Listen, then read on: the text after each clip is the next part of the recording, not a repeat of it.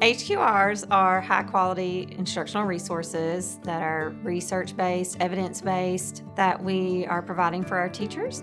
Currently, we have HQRs implemented in math, in ELA, and this new one with science. And so we've already kind of dipped our toes into different aspects of HQIRs. And I think it's what's best for our students. I think that whenever we look at equity across our district, it doesn't matter what classroom kids are in, they're all receiving that high-quality instruction.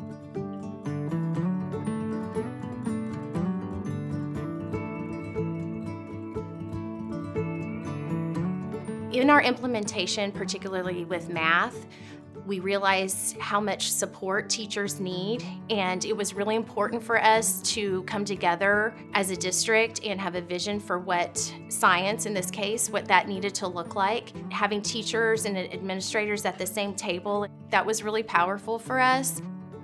One of the biggest problems we had and teachers will admit, hey, we're struggling to see how this standard is assessed, or we're struggling to see what instruction looks like to meet the demands of this standard or skill.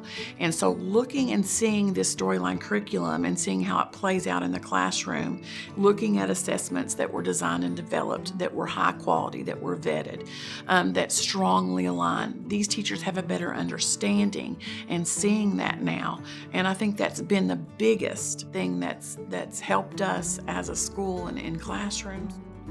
One of the biggest pieces that we have brought in is really doing that unit internalization and lesson internalization. Bringing ANet into the mix and coaching us on how to do that well has really allowed us to coach our teachers and providing time for them to do that in professional learning and instructional work days. I think that has probably been one of the biggest game changers. I'm no longer having to hunt for the materials that I'm going to be teaching the lesson with. The materials are already there, so now I can spend the time thinking about how to implement those lessons, what questions I need to ask those students, how do I need to assess them, and I spend more of my time focusing on that and what the students are actually saying.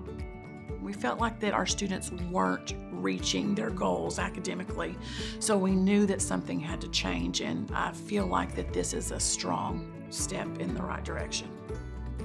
Those kind of questions like, why do we have to know this? What is this all about? I don't get those questions anymore. And to see that excitement from my students and to see that engagement increase where they're really excited to come in and they're looking at my board, what are we doing today? And they're really into the investigations and those conversations that they're having. That really seems to be the thing that I get the most excited about, is just seeing that spark and that energy that I always wanted them to have.